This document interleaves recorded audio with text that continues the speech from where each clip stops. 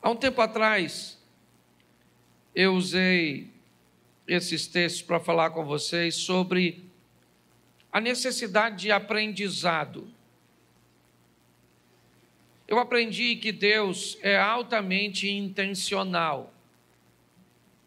Todas as vezes que vemos alguma coisa que Ele criou, há sempre um propósito muito claro diante daquilo que Ele faz. Por mais insignificante que lhe pareça uma rocha no local, um inseto, uma folha, tudo aquilo que Deus faz, antes de fazer, por trás está uma intenção, um propósito a ser alcançado. Se nós entendemos que o êxito de Jesus, ao passar por esta terra, tinha a ver com a intenção daquilo que ele fazia, ele era alguém que não fazia nada por acaso, sempre atendia a uma agenda, um cronograma, e por isso ele obtinha sucesso. Nós estamos num culto de campanha, eu estou voltando de Israel, e todas as vezes que eu me deparo com uma situação de aprendizado, eu procuro retirar o máximo possível. E do guia que estava comigo, ele me disse algo, apesar de não ser cristão, ele me disse que o êxito de Jesus estava em sempre fazer as coisas para os outros. Basicamente, você só vai encontrar uma oração feita por Jesus em prol dele mesmo. Se possível for, aparte de mim este cálice. Todas as outras coisas que ele fazia, sempre estava focando outras pessoas. Até para seus algozes, aqueles que o estavam crucificando, ele diz: Pai, perdoa, porque eles não sabem o que fazem. Era sempre para curar alguém, para ressuscitar alguém, para libertar alguém, para mudar a vida de alguém, porque me parece que a receita do sucesso de um indivíduo é melhorar a vida do outro indivíduo. Quanto mais focado eu tiver em melhorar a vida das pessoas, provavelmente mais êxito eu vou ter. Quando eu olho para uma vida que só pensa em si mesmo, parece que ela está desconectada com Jesus, porque o propósito sempre foi o próximo. Mas eu quero que você entenda que as adversidades, elas sempre farão parte da nossa vida. E nós vamos precisar aprender com elas. Porque quando eu aprendo, não apenas eu mudo a minha vida, mas eu mudo a vida das pessoas que estão ao meu redor. O tema da minha mensagem é aprendendo com as tempestades. Porque durante as tempestades, você vai se deparar com duas situações, ou com vítimas, ou com pessoas fortes. Todas as vezes que você enfrenta uma oposição, todas as vezes que você enfrenta uma adversidade, das duas uma, ou você sai dela como uma vítima, como alguém que sofreu consequências danosas, como alguém que saiu prejudicado, saiu infeliz, saiu ferido, ou você sai como alguém que saiu mais forte, mais preparado, mais habilitado. Então, todas as adversidades que vêm, elas trazem consigo, e aqui eu separei 4, que eu vou tratar como tempestades, como ambientes que geravam desconforto para aqueles que estavam vivendo. Vai ser rapidinho. Coloca para mim na tela Jonas, capítulo de número 1, verso de número 4. Vai aqui a primeira lição. Jonas 1, 4. O Senhor, porém, fez soprar um forte vento sobre o mar, e caiu uma tempestade tão violenta que o barco ameaçava arrebentar-se. Feche seus olhos. Senhor nosso Deus e Pai, em nome de Jesus, eis aqui a tua palavra. Continua falando conosco e usa-me, ó Deus, como um canal de bênção nesta hora. Pelo poder do nome de Jesus, é o que eu te peço. Em nome de Jesus. Amém. Glória a Deus. Amém? Amém. Eu acredito que esse é um texto muito conhecido, porque é a história do profeta que resolve desobedecer a Deus e fugir. Ele não está muito interessado em fazer o que Deus está mandando, porque o que Deus está pedindo ao profeta não é aquilo que ele quer fazer. E quando ele se depara com essa situação, ele busca fugir. Mas fugir para onde? A Bíblia nos diz de onde fugiríamos da face do Senhor. Se fizermos nossa morada nas estrelas, de lá ele nos derrubaria. Mas o profeta não está satisfeito. Jonas, ao invés de fazer o que Deus está pedindo, ele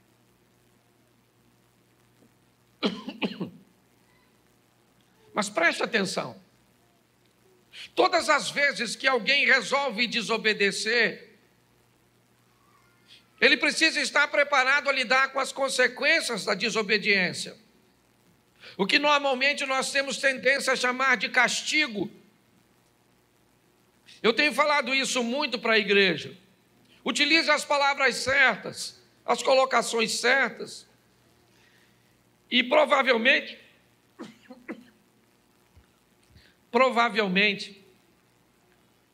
você vai começar a notar uma melhoria na sua vida. Quando você começa a se tornar responsável por aquilo que faz, quando você começa a entender que toda ação gera uma reação, você se torna mais cuidadoso. Nós estamos olhando um profeta, o Jonas. O que ele está fazendo? Ele está fugindo de Deus. Mas para fugir de Deus, ele planeja entrar num navio. Para fugir de Deus, ele se mistura com pessoas, ele se aproxima de pessoas.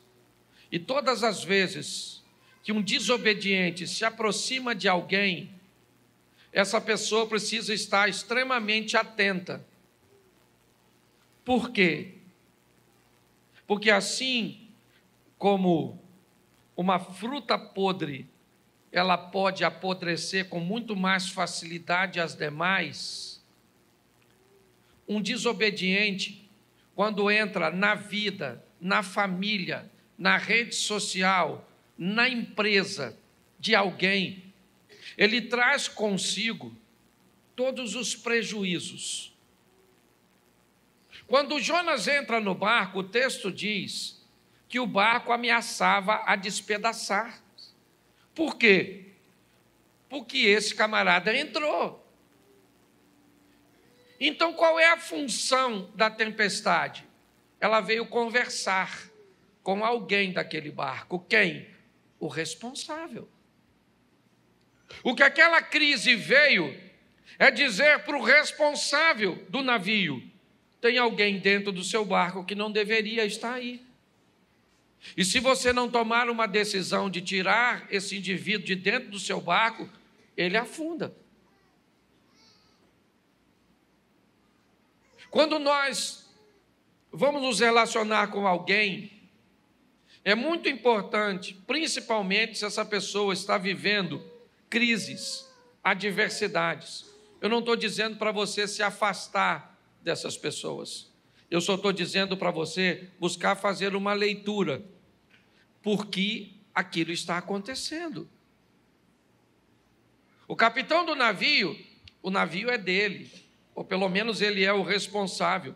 Ele tem toda a sua tripulação, ele tem toda a sua carga, ele tem todos os passageiros, inclusive um deles é Jonas. Mas agora, tudo aquilo está ameaçado, porque alguém entrou, e esse alguém não deveria estar lá.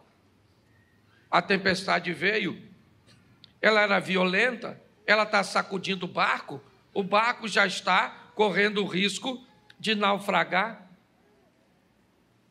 O capitão do navio, então, ele é responsável, e ele então começa a procurar. Ele começa a buscar, provavelmente, alguma coisa que ele possa jogar fora. E a primeira coisa que ele viu, a carga.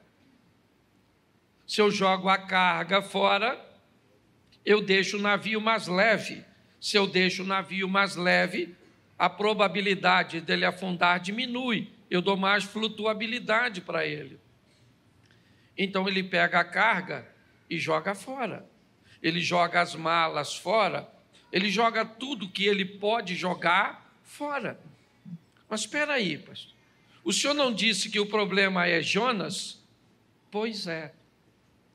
Mas enquanto você não sabe o que precisa jogar fora, você corre o risco de jogar fora aquilo que não precisava jogar. Enquanto você não consegue descobrir o que é que está te levando para o fundo, o que é que está te prendendo, o que é que está te puxando para trás, o que é que está travando sua vida, você corre o risco de perder coisas que não precisa perder.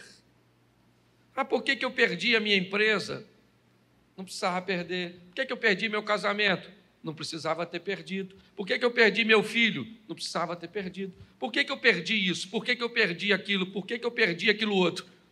Porque no meio da crise, da tempestade, eu não consegui fazer a leitura correta. E eu não consegui remover da minha vida aquilo que estava me puxando para trás. E quando eu não faço isso, eu começo a perder coisas que eu não precisava perder. Ele jogou tudo fora. O barco está vazio, mas vai afundar. Quando, de repente, ele vai no porão do navio e se depara com Jonas, um homem dormindo. Ele não sabe quem ele é. Ele simplesmente acorda e diz para ele o que está acontecendo. Vamos lá no convés, cara. Você não está notando que esse barco vai afundar? Vamos embora, vai clamar o seu Deus. E quando ele puxa Jonas para o convés, preste atenção, eu já falei isso aqui. Na maioria das vezes, queridos irmãos, o que vai nos levar para o fundo, nem sempre é notório, nem sempre está diante dos nossos olhos. Às vezes o que vai destruir nosso casamento é aquilo que está no porão, e não o que está no convés. Às vezes o que vai destruir as nossas finanças é aquilo que está no porão.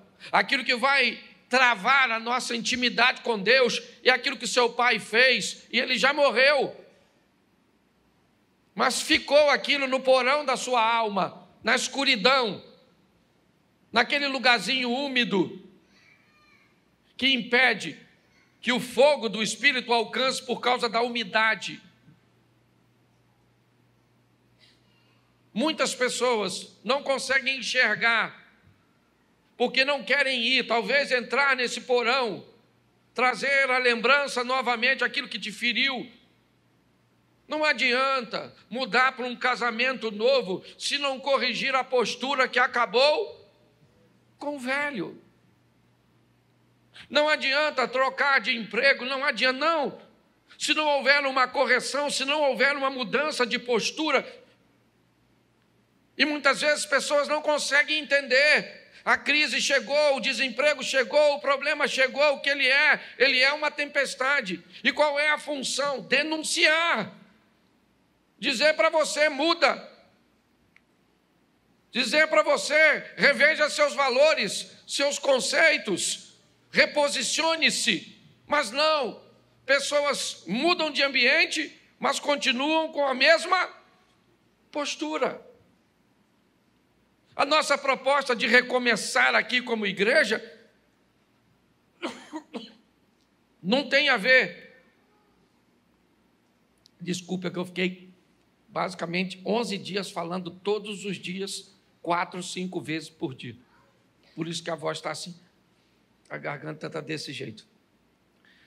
Então, quando nós olhamos para essa situação, o que nós vemos? Uma tempestade, o que ela quer? Ela quer dizer para o capitão do navio: cara, joga Jonas fora, tira da sua vida isso.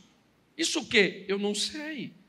Eu sei o que eu tenho que jogar fora da minha vida. Aliás, tem coisas que eu nem sei.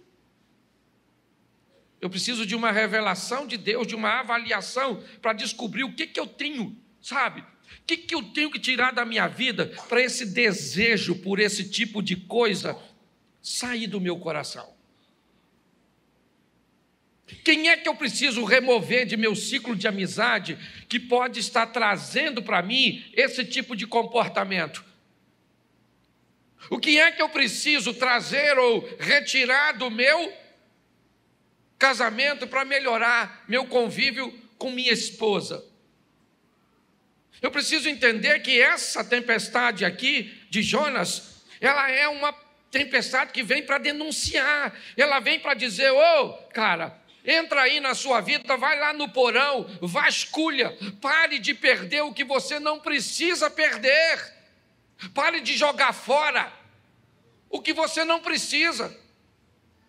Invista um pouco de tempo para vasculhar a sua vida à luz da palavra de Deus e descobrir quem participa, quem não participa, o que eu devo fazer, o que eu não devo fazer, porque muitas tempestades e crises têm apenas um propósito: denunciar. Tira, quanto mais rápido você tira. Presta atenção, cadê o Jonas? Joga o Jonas fora, a tempestade está aí, eu jogo ou não jogo? Presta atenção, o Jonas falou, o problema sou eu. Ele falou para o capitão, está no texto, depois você lê, mas ele não pulou. Porque ele poderia falar: gente, ó, o problema da tempestade sou eu, fica tranquilo que eu pulo. Mas não é função do problema sair da sua vida. É função sua dizer: eu não quero você aqui. Somos nós que temos que decidir. O capitão do navio fica com medo de jogar. É lógico que ele está com medo, ele está desconfortável. O que ele está pensando? Se a vida desse cara é tão preciosa para causar tudo isso, se eu jogo ele fora, corre o risco do barco afundar. Porque às vezes você fica com medo de terminar o namoro, que já está numa idade avançada. Pastor, se eu termino, como é que eu arrumo outro? Ruim com ele, pior sem ele. Pastor, esse emprego é a única coisa que sobrou. Pare de andar por segurança e comece a viver por fé. Entenda que Deus quer o seu melhor. Fale com ele: Senhor, quem é esse miserável do Jonas que está na minha vida? Troca o nome. Talvez não seja Jonas, seja Roberto, Antônio, sei lá. Eu não sei quem é a pessoa, eu não sei. Talvez seja o Cláudio. Não eu. Quem é? Ah, pastor, meu pai. Seu pai? Sério, pastor. Sabe? Ele fez algo comigo que eu nunca esqueci. E por que ele não pede perdão? Porque morreu. Então não vai pedir mais. Então, pastor, mas eu não consigo esquecer. Então morre. Logo. Que você tira isso do seu coração, não tem jeito, gente. A postura dos outros não pode determinar a felicidade que você vai viver com Deus. Então está assim de gente vivendo crise que vem para dizer para você: joga esse Jonas fora. Acaba com essa sociedade, acaba com essa amizade. sai desse grupo de internet, não se mistura com esse tipo de gente na igreja, porque até na igreja tem gente ruim. Não é você, mas tem. Tem um povo ruim. E eu gosto dessas mensagens de denúncia. Quando a crise vem, eu pergunto: quem é? Onde é que está? Fala comigo. Senhor, me ajuda. Às vezes é coisa que eu estou lendo, é gente que eu estou andando, e aí eu tenho que falar, ó, não ando mais. Não preciso falar com a pessoa, lógico, eu só não ando mais. Porque não faz bem para mim, dá para você entender isso? Então fala para quem está do seu lado, procure o Jonas. Isso aí. Segunda tempestade. Marcos capítulo 4, verso 37. Bota Marcos 4, 37. Levantou-se um forte vendaval, e as ondas se lançavam sobre de modo que esse já ia se enchendo. Presta atenção aqui, outra tempestadezinha. Que passagem é essa? É aquela que Jesus falou para o discípulo: vamos dar um pulinho lá do outro lado, que ele vai lá em Decápolis, libertar o malucão lá pelado, o gadareno. Lembra disso? Se não lembra, vai ler, porque está escrito aí. Não sou obrigado a falar tudo. Presta atenção, Jesus está indo, pegou seu discípulo e botou dentro do barco. O discípulo está pensando o quê? Beleza aí, Jesus está com a gente, moleza, hein? Moleza nada, que ele foi dormir. E o barco não era motor. E o discípulo, nossa, chamou a gente para ir, mas está deitadinho. Mas vamos embora. E quem é que vem? Tempestade. Se tem uma coisa que para crente é com fartura, é tempestade. Mal termina uma, já entra outra. Eu não. Parece que a gente vive num turbilhão. Porque todas elas trazem consigo seus ensinar. A primeira tempestade vem como uma tempestade que vem denunciar. E essa agora, não tem nada de denúncia. Jesus está lá quietinho, dormindo, e lá vem a tempestade. E sacode para lá, e sacode para cá, e balança para cá, e balança para lá. Um olhou para o outro e falou: nós vamos morrer nesse troço. E ele vai morrer dormindo. Porque nem vê vai. Nós vamos morrer. Jesus disse assim, ó, passemos. E eles estão falando, vão morrer. Qual é a diferença entre ele e nós? Nada. Ele diz que nós vamos, vem. Mas o que a gente diz? Está difícil, hein? Não, estou numa luta, menino. Tem gente que parece lutador de UFC. Quando não está lutando, está treinando. Mas é todo dia apanhando e machucando. Olha só, você está rindo, cuidado, pode estar rindo de tudo. Mas olha que coisa engraçada. Os discípulos estão lá e de repente eles vão lá chamar Jesus. Ele falou: mestre, vou falar uma coisa para o senhor.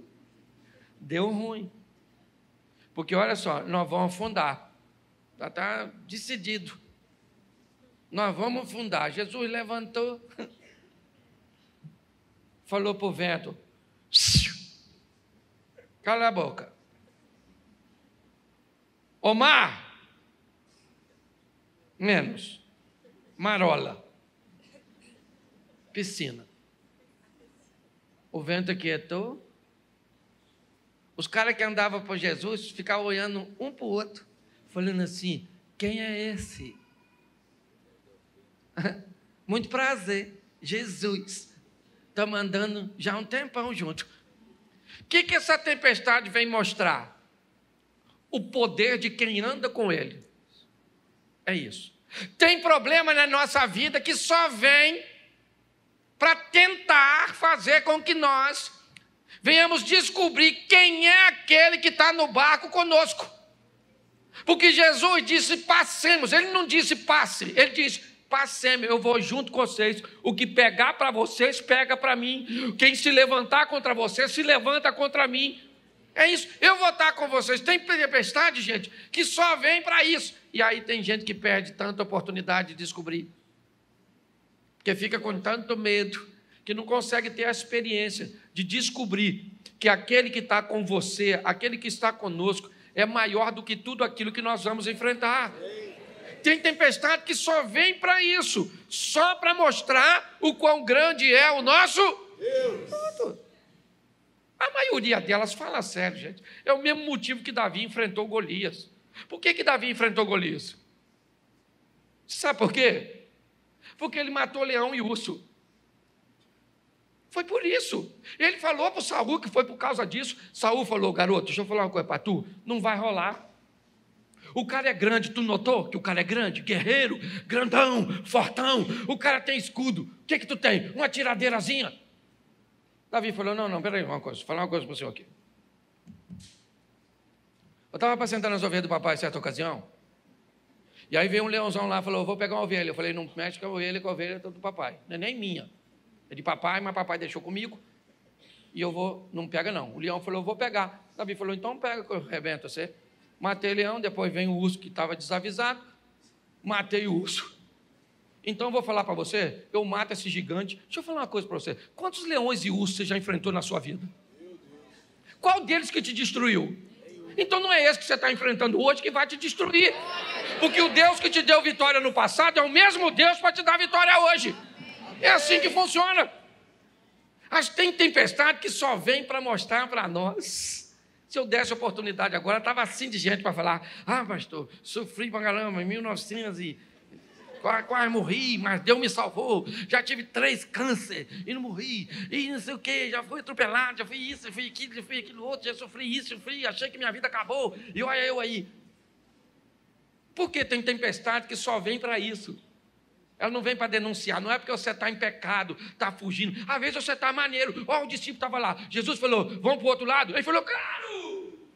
Mas o Jonas falou: não vou. E a tempestade do Jonas vem para denunciar. Tem desobediência aqui? Sim ou não? Sim ou não? Não nessa aqui do barquinho. Tem ou não? Então tem tempestade para obedientes também. Que não tem uns malucos aí dizendo que só sofre quem está em pecado. Aí você não está e fica caçando. Nossa. O que eu tenho que parar de fazer? Jonas, cadê Jonas? E Deus está falando: não é essa. Trocou de tempestade. Avança. O Jonas é na outra. Velho Testamento, você já está no Novo. Essa aqui não é para porque você está em pecado, é porque eu quero te fazer crescer. Quero fazer com que você descubra o quão poderoso eu sou na sua vida. Eu vou me levantar no meio da tempestade e vou dizer: cala a boca, porque quem está aqui dentro está comigo. Pronto, acabou. Então tem tempestade que é desse jeito, gente. Pare de achar, nós viemos de uma cultura esquisita. Tudo que o indivíduo está sofrendo, caça pecado. Não, parece um caça-fantasma. O que você fez? Não estou desempregado. Desobediência. Você não é dizimista. Rapaz, não sou agora, porque estou desempregado. Então tem alguma coisa. Abre esse coração. Que pecado tem? E você sai caçando. Cadê Jonas? E Deus diz: não é Jonas, meu filho. Atualiza essa mente sua. Assim de gente. Então tem tempestade que é desse, tá um montão de gente. Eu, por exemplo, tenho um montão de tempestade que eu já enfrentei, que era só para demonstrar o poder, mas também tem umas tempestades que era para tirar o Jonas. Já tirei muita gente da minha vida. Louvado seja Deus. Estou falando sério. Ó, eu trabalhava numa empresa que, se Deus não me mandasse embora, eu estava lá até hoje. Pensa num lugar que eu gostava. E pagava 3 salários. Oh, que beleza. Criei minha família com 3 salários. Era uma maravilha. Mas Deus precisou tirar aquilo. Aquilo era um Jonas que atrasava a minha vida. Quando me mandaram embora, pensa num cara chorando. Meu Deus do céu, o que vai ser da minha vida? Eu imagino Deus olhando. Você é uma besta mesmo. Se olhasse o que eu estou preparando. E eu lá, cheio de medo. Então não tem jeito, não. Tem que aprender com as tempestades, tem que aprender. Tempestade não vem só para desobediente, não. Os caras estavam lá, Jesus falou: vamos, ele falou: vou. E Jesus foi fazer o quê? Dormir. Não podia estar acordado? Que aí eles falavam logo lá: Jesus só mandou nós vir a tempestade. Jesus falava de longe: raja fora. Mas não, a tempestade chegou e tal. E ele não acordou, devia estar todo molhado. Para mim ele estava acordado, estava fingindo. Para mim estava. Que se o barco já está enchendo, quase afundando, como é que ele vai estar dormindo? Eu imaginei ele lá. Alguém falou, acorda, Jesus. Ele só abriu o olho, falou, qual é? Hoje nós vamos morrer. Ele vai morrer nada, rapaz. Espera um pouquinho que eu vou falar com você. Quem é o problema? O vento? Ô vento! Cala a boca. Ô mar, fica quietinho. E os discípulos lá, quem é esse? Que até tem gente, 40 anos andando com Jesus. Quando Jesus faz alguma coisa, diz, quem é você? Nossa, sou um seu amigo novo. Acabei de chegar agora. Então aprenda a viver. Tempestade, fala para quem está do seu lado, tempestade. Também vem para obediente. É isso aí. Vamos para a terceira tempestade? Mateus 14, 24. Isso não define muito uma tempestade, mas um ambiente bem inóspito. Mas o barco já estava a considerável distância da terra, fustigado pelas ondas, porque o vento, soprava contra... Presta atenção. Na tempestade anterior, Jesus disse, passemos para outra margem. Sim ou não? Nessa, agora Jesus falou, vão vocês que eu vou depois. Por isso que o texto diz que Jesus obrigou, compeliu, insistiu, mandou, porque os caras não estavam a fim de ir. Se da outra vez com ele foi ruim, agora sem ele... Pastor, por que agora Jesus não vai? Porque é outra lição. Tem lugar que ele vai contigo, tem outra que ele diz, vai você, que eu vou depois, para ver o que você é capaz de fazer. Foram lá.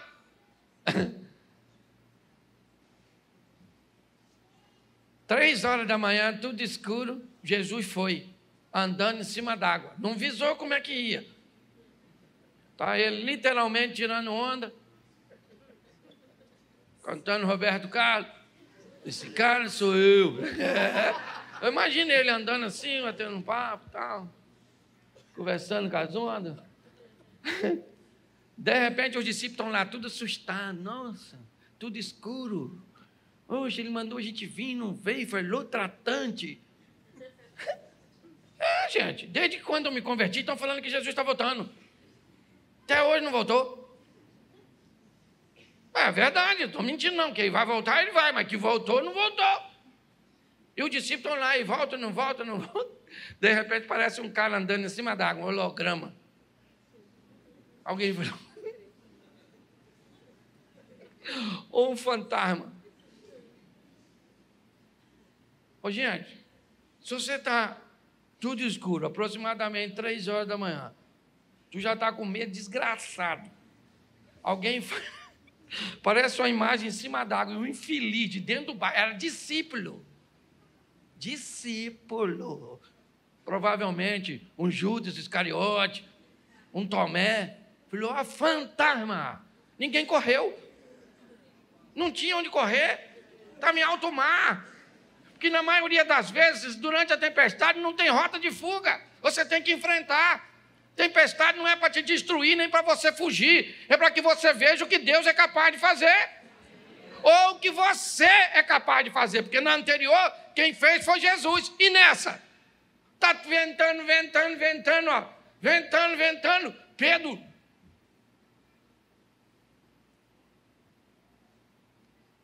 Aí. É Jesus mesmo? Pô, deixa eu andar em cima d'água. Pô, estou afinzão de andar. Está vendo ele? É ele mesmo, né? Eu vou aí, hein? Porque tem tempestade e crise que não é para Deus agir. É para você agir e experimentar o que ele pode fazer. Você lembra o Moisés? Moisés é um cara maneiro, sim ou não? Um cara de oração, não era? Pô, o cara maneiro. Quando o faraó vem pegar ele, ele vai orar. Aí o joelhinho dele, Senhor. Deus falou assim, melhor levantar, filho. Que o faraó já está chegando. Você não tem um negócio aí na mão? Toca aí, meu filho, vai embora. Tem a ver comigo não, tem a ver com você. Muitas crises que nós estamos vivendo, elas só vêm porque Deus quer criar em nós um poder de reação. O que Deus está querendo dizer é, acorda, Pare de pedir para eu fazer alguma coisa, porque o que tem que fazer, eu já fiz, eu dei a garantia para você. Agora está na hora de você agir. Nós temos que entender isso. Essa é uma tempestade que vem para aqui Pedro. E eu gosto disso, porque ele é único. Tem 12 camaradas dentro do barco. Mas só ele vai sair. Isso é bem legal. Talvez não seja muito agradável ver no meio de 12 discípulos apenas um ter coragem de olhar para aquela situação e dizer: isso é uma oportunidade que eu tenho de viver o sobrenatural. Eu vou andar sobre as águas. Eu vou caminhar sobre elas. Mas e os outros? Não é problema meu. Eu sei que eu quero. Jesus, deixa eu andar sobre as águas. Jesus falou: vem, querido. Não faz sentido, Jesus, fazer isso, gente. O que tinha lá onde Jesus estava? Nada. Jesus está indo para onde? Para o barco. O que Jesus deveria ter falado para Pedro? Me espera aí que eu já estou indo. Não faz sentido você vir aqui, Pedro. Você quer vir aqui fazer o quê? Eu quero ir aí viver o sobrenatural e pronto. Eu quero experimentar isso. Gente, tem tempestade que vem na nossa vida só para que nós venhamos conseguir forças para tomarmos decisões que não tomaríamos. E pior, paramos de criar essa linha de uniformização, fazer o que todo mundo faz, pensar o que todo mundo pensa, porque o grande desafio de viver com Jesus é entender que ele foi um cara ordinário e um cara extraordinário. Essa foi a grande dificuldade do povo que viveu com ele naquela época e hoje. Durante 30 anos, ele vive uma vida ordinária, comum. Quando ele chega em Caná da Galileia, ele faz um milagre, e ali começa a nascer um Jesus extraordinário. Alguém que fazia coisas que ninguém fazia, que agia como ninguém agia. Sabe qual é o problema? O Jesus que a maioria das pessoas vivem é o ordinário, é o comum. É aquele que é filho de Maria, é filho de José, seus irmãos estão ali, morava naquela casa da esquina. Tem crise que vem para mostrar que nós podemos, através delas, ter as oportunidades de viver com Ele coisas extraordinárias. Eu já cansei de falar isso aqui, mas num culto como esse, imagine que essa passagem aconteceu ontem, terça-feira. E hoje, o culto está acontecendo, e eu fosse um dos 11 discípulos que fiquei no barco, e eu diria para toda a igreja, dizia: gente, deixa eu falar uma coisa para vocês. Ontem, eu estava no barco, e eu vi 2 homens andando sobre as águas.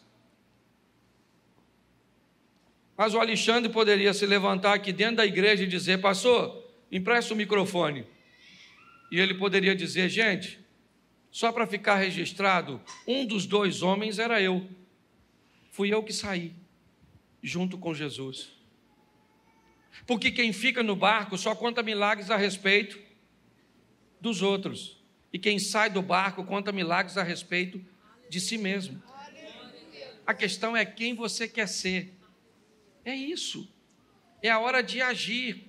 Todos estavam com medo, inclusive Pedro. Não foi fácil. Pastor, como é que o senhor disse que ele está com medo se ele saiu? Ele esboça isso quando está chegando. Ele começa a afundar. Jesus disse para ele: homem de pouca fé, segura aqui. Então a terceira tempestade, ela vem como uma oportunidade de nós fazermos. A primeira é uma que denuncia, joga fora aquilo que está te levando para o fundo. A segunda é aquela que te dá a oportunidade de ver Deus agir a seu respeito. A terceira é aquela que dá a oportunidade de você agir a seu respeito. É assim. E agora, a última é Atos dos Apóstolos. E eu deixei a pior por último. Capítulo 27, verso 18. E depois do 18, nós vamos ao 41 e o 44. Vamos ao 18 primeiro. No dia seguinte, sendo violentamente castigado pela tempestade, começaram a lançar fora a carga, o mesmo padrão da primeira tempestade, trazer alívio. Coloca para mim o 41. Mas o navio encalhou num banco de areia, onde tocou o fundo. A proa encravou-se e ficou imóvel, e a popa foi quebrada violentamente das ondas, ou pelas ondas. Verso 44, outros teriam que salvar-se em tábuas ou em pedaços do navio. Dessa forma, todos, quantos? Todos. Chegaram a salvo em? Presta atenção na quarta tempestade. Ela foi a que durou mais tempo. Nesse navio está o apóstolo Paulo. Fizeram manobras, esconderam-se atrás de ilhas, esperaram alguns dias para ver se a tempestade cessaria. Ela não cessou. Quando tentaram navegar um pouco mais, nós vimos que o navio encalhou e as ondas nele encalhado começaram a bater de uma tal forma que ele se rompeu. Bom, o navio do capitão, ele jogou Jonas e foi embora em direção a Tarsis, a Espanha. O barco de Marcos, capítulo 4, a partir do verso 35, Jesus repreende o vento e o mar e fica tudo certo. Mateus 14, a partir do 22, é a terceira tempestade, onde Pedro anda sobre as águas. E assim que Jesus pisa no barco, o vento vai embora. Mas a última tempestade não foi legal para o barco. Ele naufragou. Ele se despedaçou.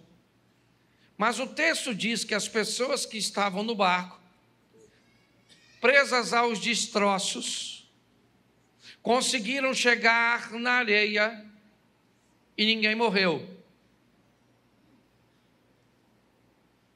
A Bíblia está me dizendo que tem tempestades que não adianta jogar fora, que o Senhor não vai se levantar para acalmá-la, que não é a sua decisão assertiva que vai fazer ela passar, porque ela vai afundar. O barco vai afundar. O ente querido vai morrer. A empresa vai fechar. O casamento vai virar divórcio. O filho pode caminhar para um caminho que não deve. Tem tempestades que elas são extremamente prejudiciais, danosas. Mas o que ainda essa tempestade me mostra é que ninguém morreu. E aqui não estou falando simplesmente de morte física, não. a nossa ótica a respeito da Bíblia, nós temos muito que aprender. Eu acabei de chegar de um lugar que o dia começa na noite. Sim, para os judeus, o dia não pode começar de dia e terminar à noite. Ele tem que começar de noite e terminar de dia, porque o Senhor nos chamou das trevas para a sua maravilhosa luz. Não faz sentido um dia que começa com dia e termina com noite. Ele tem que começar com noite e terminar com dia. Quando nós começamos a mudar a nossa mente, nós vamos descobrindo a grandeza do que Ele deseja realizar. Essa tempestade, para mim, é a tempestade que originou o nome da nossa igreja. A oportunidade que Deus nos dá de um recomeço, de olhar para os destroços do nosso casamento, para olhar dos destroços de nossa vida emocional, para olhar dos destroços de nossas decepções, mas saber que nós seguramos, sabe, literalmente numa tábua de salvação, e chegamos até a praia com a possibilidade de vivermos em Deus, por sua misericórdia, uma nova fase. Mas uma nova fase como uma pessoa nova. Por quê? Porque a tempestade, ela afundou meu navio, mas ela não tirou a minha vida. Ela me deu a oportunidade de viver uma nova experiência.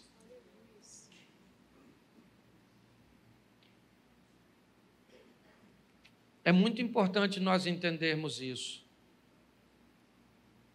Uma nova oportunidade concedida, antes de ser aproveitada, irmãos, é preciso que faça uma revisão no que aconteceu para que nós vivenciássemos isso. Foi isso que tirou Ezequias do buraco. Por que é que nós estamos aqui? Porque nossos pais viraram as costas para Deus, apagaram a lâmpada, não queimaram incenso, nem ofereceram holocausto ao Deus de Israel. Agora eu estou resolvido a fazer uma aliança.